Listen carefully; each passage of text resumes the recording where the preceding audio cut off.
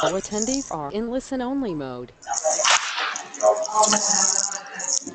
Good afternoon. My name is Kyle Cheslock. I am the VP of Sales with the Lead Tool. I'd like to thank everybody for attending our webinar today on how easy are you making it for me, the consumer, to buy from you. A colleague of mine, Chase Shields, who is the founder of the Lead Tool, will be joining us shortly.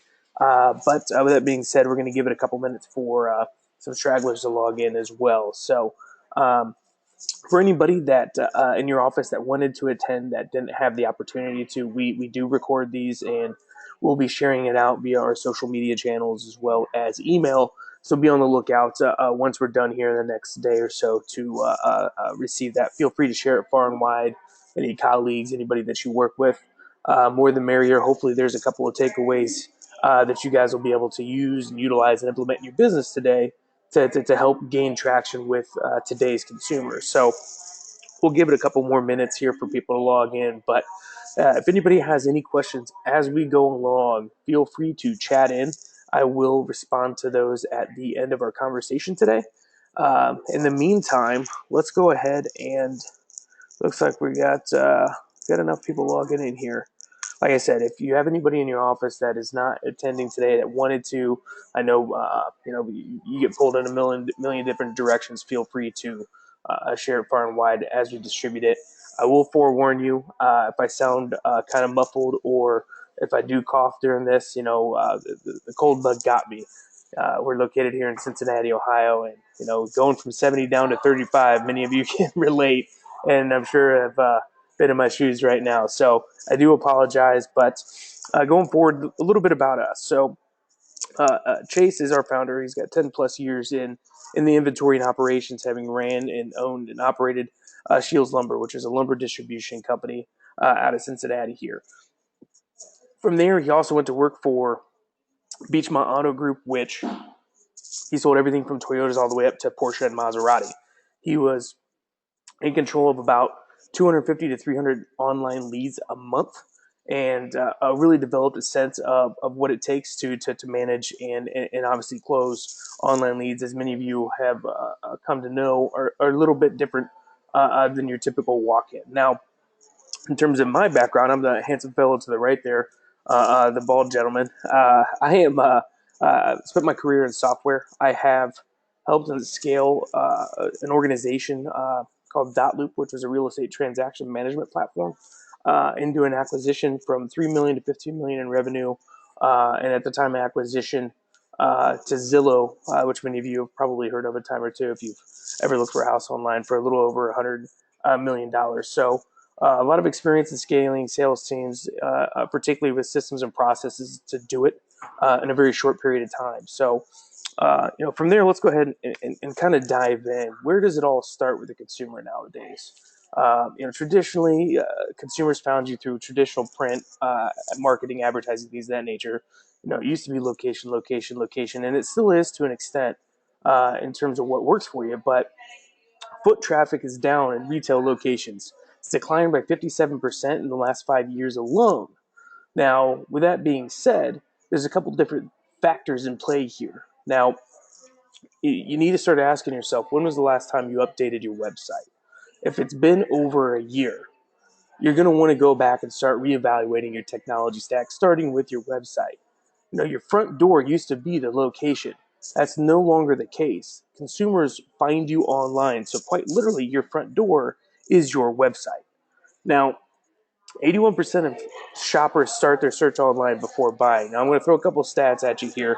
Otherwise, I'm just another guy with an opinion. So, when it comes down to your website, then too, as you're kind of looking at things and going back and forth, I apologize for some of the communication in the background, but as you start looking at different vendors and things of that nature for it, you want to make sure that your website is mobile responsive, which I'll get into in a couple of minutes. But essentially, 82% of shoppers start their search and find you via mobile. So it's already extremely important. It's going to become more important as tablets, as cell phones become even more prevalent than what they are today. I'm sure many of you, I can't remember the last time you didn't look at your cell phone, or didn't see another millennial out there with a tablet, what have you. So I can't stress enough how important this all starts with your front door, which is going to be your website. Now, you're also going to want to ask on that website, how easy is it for me to get in touch with you? Is it difficult for me to click on a bunch of different links before I can actually respond to a request for info, or a pop-up modal for when I'm on your pricing page, what have you? You want to, if you haven't already implemented that, make sure that's high on your list of things to do. If you've already updated your website, you don't have that in there, implement it today. It's going to help dramatically with increasing your conversion from all your web traffic. Now, as far as a good looking website, I'm going to use Shaw Industries, Shaw Floors here. Many of you in the flooring industry obviously familiar with it. Members in the other verticals. This is a great website when it comes to what consumers want today. Consumers want access to information. That's why we had Google. That's why we have the internet. That's why they do their search online. Our role as flooring retailers, as lumber yards, has dramatically changed from what it was 10 years ago, 15 years ago, even 5 years ago. They want information. So if you're not listing what your product catalog is online, you're hurting your web traffic. You're not giving yourself a chance as other vendors are doing that. What you're also not helping is if you don't have search. As you can see there, what can I help you find? We are programmed, and think about yourself too. You're a consumer. What do you do when you go online to look up a restaurant or a place to shop at? What have you? You go to Google. What do? You type in what you're looking for. So having that integrated into your website is a big deal. It's native, it's natural to their workflows. Now from there, in the right hand corner down there, you'll see where it says Pin It Social. That is Pinterest for those of you out there that aren't on Pinterest, which is a kind of a community of different organizations and companies with different products and different things that consumers can pin that they like. So, for instance, if they like a particular countertop or how a kitchen's done or specific flooring, what have you, they're going to be able to pin it and see their likes. Social is already a big deal. Many of you have already got Facebook pages, Twitter pages, Instagram pages, Snapchat. If you do not do it, you are missing the boat. I cannot stress that enough. If you are not actively on social media, you are missing a wide range of consumers. Now, linking that to your website is going to help out with a couple of things as far as reviews, which I'll touch base on in a couple of minutes. But essentially, a couple of takeaways from your website: make sure that it's easily accessible. Make sure it's mobile responsive. Make sure you have the ability to search on there. List your product catalog. And if you don't have social media accounts, create them. If you do, link them to your website so you're easier to find where all your customers can go and get information from. Now, to give you an idea of making it easy to find you, essentially, we have these pop-up modals, whether it's a different modal that pops up on your screen, or like you see over here from Auto Trader off to the right, or off to the left, I should say. Email the seller, right? It's a really easy way for them to get in contact with you. This should be on your pricing page. This should be on your product page. This should be a pop-up down in the corner asking them if they need help with anything. You should be making it easy for them to find you, to communicate with you, whether that's reaching out via email, listing your phone number on the homepage for them to call into, listing your social media accounts on there. People communicate in different ways today. So not having that information readily available on your website, you're shooting yourself in the foot. Auto dealers have been great at this for years. They're masters. If you have any questions, go poke around on your local auto group dealer. Uh, you know who they are. Their branding is fantastic. Go poke around on their website and see how easy it is for them to actually, for you to get in contact with them.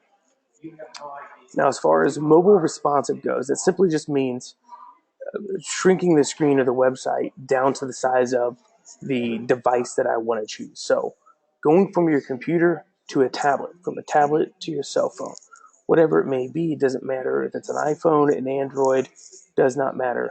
Mobile responsive simply means whatever device I want to use, it shrinks to match the screen size for me as a consumer to view your information. Now, from there, I want to talk a little bit about full customer lifecycle management. Now, what that means is not lead management. Management is simply getting a name and an email or a phone number, maybe some rudimentary figures to follow up on, things of that nature, but it's not really doing anything for you. Full lifecycle customer management. And if you don't have a CRM in place today, get one.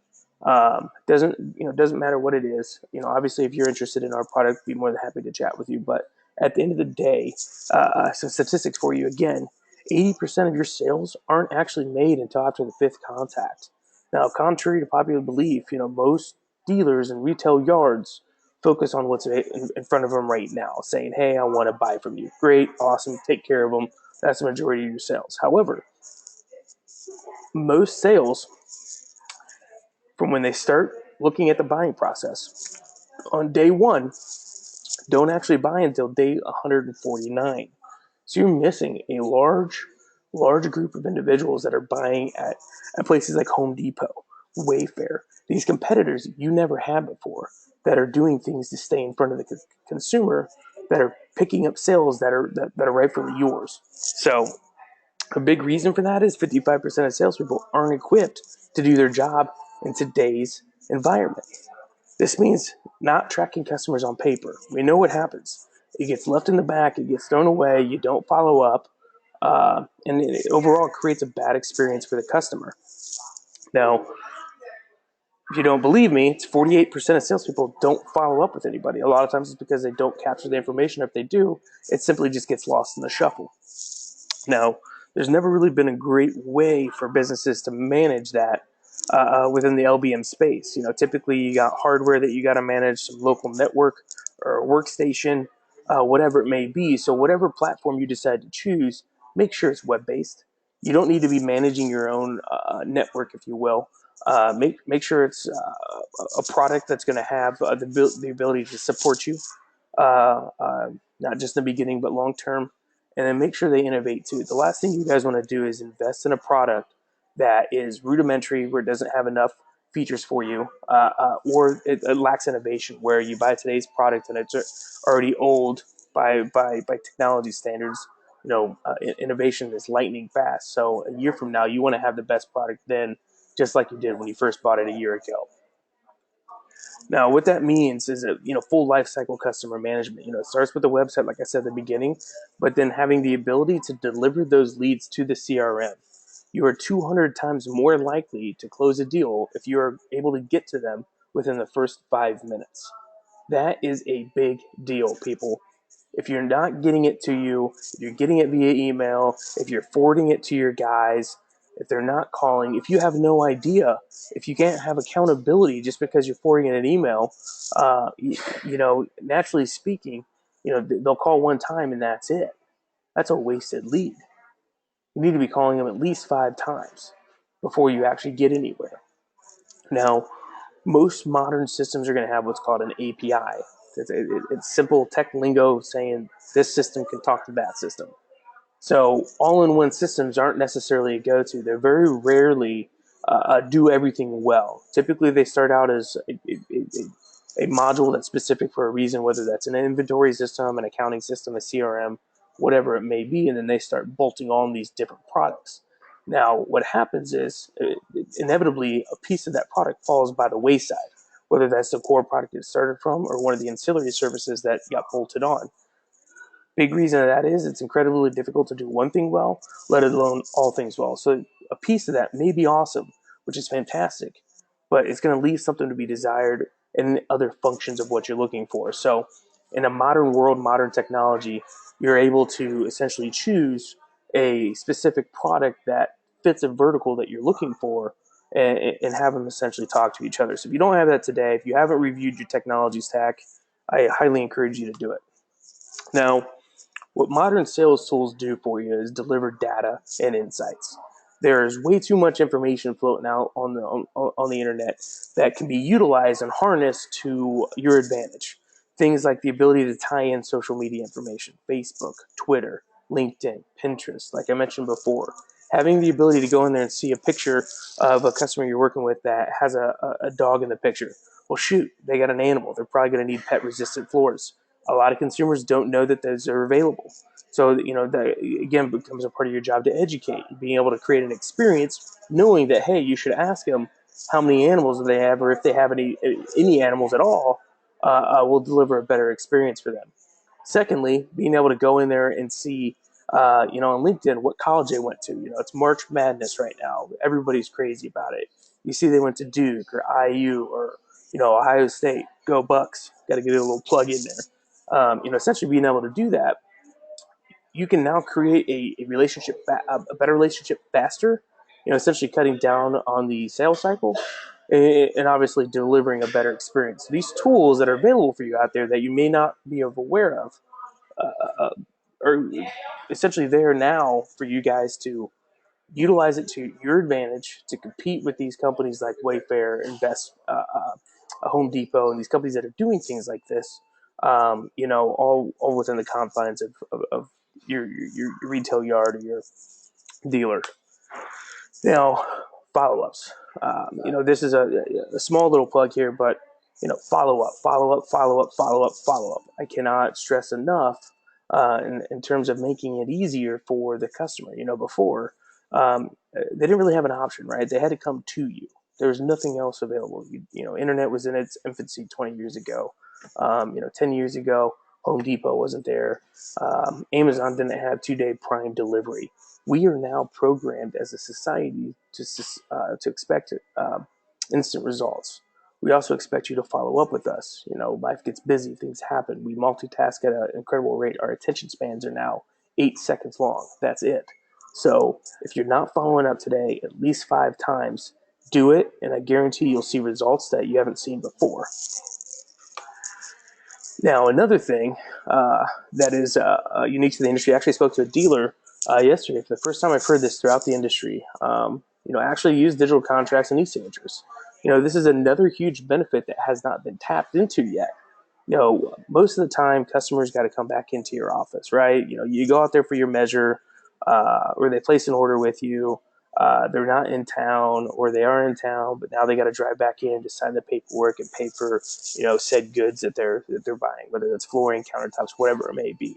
It's a lot of paperwork, shuffling back and forth, a lot of time that requires me to drive from my house back into your office or your dealer or your yard, and it's wasted time that doesn't necessarily need to be there. So this, again, coming back to just making it easier for me to buy from you. If you're able to send me a digital contract that goes right to my email with everything that we discussed on the phone, heck, you can even stay on the phone with me while I'm getting this in my email. Most digital signatures just have a link in your email for you to click on. It takes them right to it. It's all legally binding. And essentially, they'll be able to take their iPad, their computer, their finger, if they got a stylus, whatever they want to use, they're going to be able to sign it themselves right there. And once they're done, you get notified that, hey, this contract's signed, so you can now place the order. B, they get an update of that contract sent back to them in their email, and you guys don't have to do anything else. Imagine the time that's going to save you from your sales cycle. Being able to sign this, send this out on the spot, sign it, place the order, your sales cycle's cut down. You created a better experience because now I don't have to take time away from my kids, whether that's at soccer practice or just a family dinner, to drive back into the office to sign some paperwork. Imagine the experience you just created simply because you sent a digital contract. Not to mention, the business benefit of saving a few bucks here and there when it comes to, paperworking, toner, all that good stuff. So if you're having trouble justifying the cost, this is an easy way to win back some money in whatever system you decide to go with. Now, this is another thing. Traditionally, I have to come back in, give you my credit card to pay. Now, there are too many tools available today for you not to be doing this, whether it's Stripe, Square, whatever it may be, where you can take that credit card on the spot if you're out there doing a measure and close the deal on the spot. Or if I got you on the phone and I just sent that contract over for you to sign and asking you for that credit card to plug into here. Whatever it may be, there are too many tools available to you to make this easier for the customer to pay you. Imagine that. A lot of people struggle with that. A lot of people struggle with getting payments half up front, half now, coming back in, paying later, whatever it may be. So not only is this a benefit for the customer, this is a benefit for you. You are infinitely making it easier for them to pay you, which is big. Now, one of the last things you're going to want to do here is empower your customers. One of the biggest things I hear about when I talk to lumber yards, when I talk to dealers and the customers of each, is once they make that purchase, once they buy that Ford, once they buy those countertops, once they buy that lumber, you kind of go silent. They don't hear from you until 3 to 5 days later when the purchase comes in, or a week later. If there's a delay, they don't hear anything, and they're just kind of left out there to dry. What you should have the ability to do is essentially give your customers access to order tracking. Whether that as soon as the order is placed, being able to say, hey, thanks for your time. Here's your order. It's being processed. Boom, it's been ordered. They're going to have the ability to log back in. They can see what what they ordered. If they need to contact you, they can contact you. And then the big thing is to link it back to your specific review pages. So Yelp, Google, Houzz, whatever you're using for your reviews, your website's your front door, but your reviews is where you get your referrals from. Speaking of reviews, if you're not actively on Yelp, Google, Houzz, all of them, you can't do one or the other. You have to do all of them. These are vitally important to your business nowadays. Most consumers, like I said, 82% of them are doing their research online. What do you think they're researching? What do you think they're going into in terms of looking up Yelp, looking up Google, looking up Houzz? They're reading what other customers are saying about you, your product, and what you deliver for them. Now, most of the time, anytime I see a bad review, it doesn't matter the company. It usually comes down to a couple of things. The showroom experience. They walk in, nobody helps them, nobody says anything to them. There's guys in the back eating pizza, whatever it may be. But the showroom experience is lackluster. Second is going to be the follow-up process. They are told that they're going to be delivered a quote. It never happens, which reflects poorly on your brand. The third thing, is kind of unique to the flooring industry with installation. Everybody knows it's well talked about within the industry, installation woes when it comes to things of that nature. Usually those are the top three things you see when it comes to your reviews. So respond to these reviews. Don't just let them hang out there in the wind for other people to make their own determinations. Actively reach out to them and try to resolve whatever case needs to be resolved. Ask for reviews after you get done making a sale. Don't be scared to call and ask how the installation went. If it went badly, you want to get on top of that ahead of time so they leave you a good review. If it went great, fantastic, that's awesome. They're more inclined to go online and review your product for you. Now, as far as industry-specific platforms, I hear this all the time. When it comes to whatever industry it is, they each have their legacy systems, things of that nature that are going on. There are too many options available for you nowadays to be locked into a legacy system that forces you to be controlled from a server in your back office. All right. Hey Kyle, can I jump in here real quick? Yeah, absolutely. Everybody, this is Chase. Yeah, sorry I'm late, everyone. I'm sorry about that, Kyle. I got caught up on a call that ran way over. I was just talking about this to one of our customers, one of our great customers who's been with us about 2 years. And I think the most unfortunate thing about all of this is, like, industry specific is great when it works, but the situation we're facing, particularly, or not us, but I'm sorry, the situation the industry is facing, particularly when you look at some of the verticals within building materials, like flooring, for example, is that you have these legacy vendors that, their products were probably great like 15 years ago, but they haven't iterated on them at all. And it's a good point. The problem is, but what I'm getting at is that they're holding people back. And the conversation I was having was that, hey, like, you can want this, like, super narrow scoped, like, very, in this case it was flooring specific everything.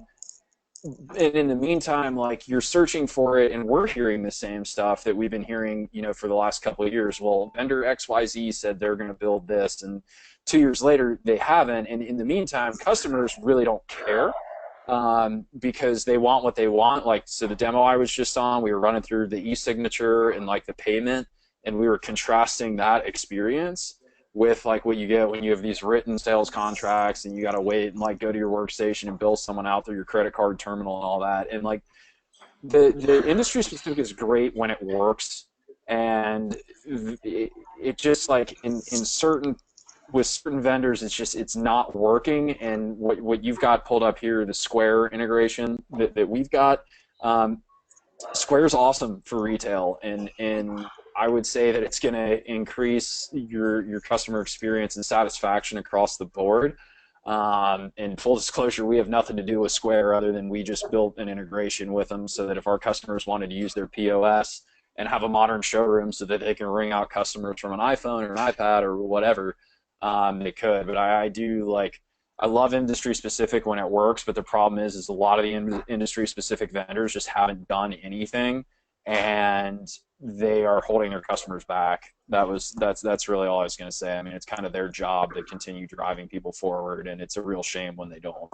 Yeah, and to piggyback off of that too, you know, we talk a lot about retail changing and a lot about, you know, these huge corporations that have been around for 50, 60, 70, 100 years, like Sears, like Kohl's, you know, things that are really hurting. You know, Kohl's is making, you know, a huge change. You know, they're giving, I just read about this, they're giving all their employees iPhones or iPads where you can, as a consumer, check out anywhere in the store when you're ready to check out, as long as you find a team member. Like, that's a big deal. Think about they totally ripped that from Apple, right? Which Absolutely. I don't blame them. That's a brilliant idea because it's convenient. You can check out anywhere. That was what, you know, and that's what you want. That's what you want people to be. You have to be convenient for your customer. It's like we're going to talk about on the podcast on Thursday. Yep. You know, the whole switching from this vendor focused mentality to being customer focused. What's my vendor going to do for me to do for my customer? Your customers don't care. Like, they want to buy how they want to buy, and they want modern, and that's, you know, the thing that Kohl's did. It's a wonderful example. I'm glad that, you know, it's great that they're moving forward that way. It comes back to just making it easier for me to buy at the end of the day. Yeah, removing the friction, because you don't have to walk to the workstation. You don't have to come back to the store to sign the paperwork. You don't have to, you know, go to the cash register and wait in line, like that kind of thing. It's I just don't have like, to spend 20 minutes looking for a contact us on your website. yeah, that's exactly, you know, it's all about removing the points of friction. It shouldn't be hard to buy. And one of the big points of friction is going to be that showroom experience. You know, we talked at different, you know, retail lumber yards, flooring dealers, whatever it may be. One of the big things they always say that makes them different is their customer service, which is completely wrong. If everybody thinks your customer service is what makes them different, then what truly makes you different? It's your customer experience. And no one's getting to the point. I mean, it's like if you drop the ball on like getting, you know, making yourself accessible to customers and easy to buy from, you don't even get to prove how great your customer service is, because people are going through smoother channels with less friction before then. They're going to the Wayfairs, they're going to the Amazons, like, just because it's easy. If you make it hard for them to buy, if you don't follow up with them, if you don't pay attention to them when they're on the ground at your yard or in your store, like, they're gonna find somewhere to go. They're like water. They seek the level of least resistance, right? Or the path of least resistance, rather. Sorry. And we've been conditioned to that. You know, again, coming back to Amazon, 2-day Prime. I can now get things delivered to me today. I can buy it this morning and have it this afternoon. Like, yeah, Prime now is I mean, it's crazy, right? Yeah, and coming back to your showroom, you know, make it yours, make it unique, make it different. Where you know, when I come in there, be there to greet me. Have an iPad, have a tablet, have your cell phone ready. Take down information. Put a follow up in for me if I'm not buying from you today. Customize your experience, and this comes back to your sales process and your implementation too. If you don't have a consistent sales process across the board, and you just kind of let it up to your salespeople to do whatever they want to do, you're going to create an indifferent experience that isn't the same for each particular person that comes into your store. So how are you going to expect for people to deliver a great review every time when you can't even deliver the great experience across the board from salesperson A to salesperson B? You're just kind of floating in the wind willy-nilly, letting them do whatever they want to do. Same thing comes back to your data. You know, we talk about legacy systems, and you hit the nail on the head right now. You know, you have these legacy systems and this data everywhere where you you have some on your server, you got some data in your email, text messages in your phone, you have all this information, Excel spreadsheets. I mean, shoot, I know everybody's got probably 2 or 3 of those that they're working off right now. You have all this data everywhere. You're not making it work for you. This is about working smarter and not harder as well. Getting out of your comfort zone, change is always difficult. So I definitely can empathize when it comes to just being in a different situation, doing things differently for a little while, but it doesn't take that long to create a new habit and familiarity with doing something different that ultimately creates a more efficient process for yourself and ultimately creates a more successful experience for your consumer. So with that being said, guys, I definitely want to thank you for your time. I know you missed some of Chase's valuable insights, but he did mention it. We will be running a podcast tomorrow at 4 p.m. Eastern Time. Follow us on Facebook, Twitter, Instagram. We will be promoting it on there so you can get more information on where to find us. We will be doing it via Facebook Live, so feel free to drop in. Yeah, so we'll be streaming it. So if we screw up, you'll get to see it live. So be kind. Yeah, absolutely. And it's also going to be a little more kind of off the record, since it's very far from a sales call. So apologies in advance for any hurt feelings. Absolutely. So, with that being said, guys, if you have any questions, feel free to email Chase or myself. Uh, Give us a follow on Facebook, Twitter, LinkedIn, like I said in the beginning. For anybody that didn't show up today, that wanted to see it in your office, we will be distributing this, so feel free to share it far and wide. Otherwise, I definitely want to thank you for attending our webinar on how to make it easier for me, the consumer, to buy from you. If you have any questions, don't hesitate to reach out. Otherwise, stay tuned for additional webinars we will be running. For any past webinars, they will be on our social feeds as well as our blog, blog.theleadtool.com. Otherwise, I didn't see any questions come in, so otherwise, I'll let you guys get back to your day. Definitely appreciate your time. Chase, definitely thanks for popping in. Yeah, sorry I was late, man. Hey, it happens, right? Money never sleeps. So, with that being said, thanks, guys. Definitely look out for the next webinar we do. And best of luck, and hopefully you got a couple takeaways from our webinar today. Thanks.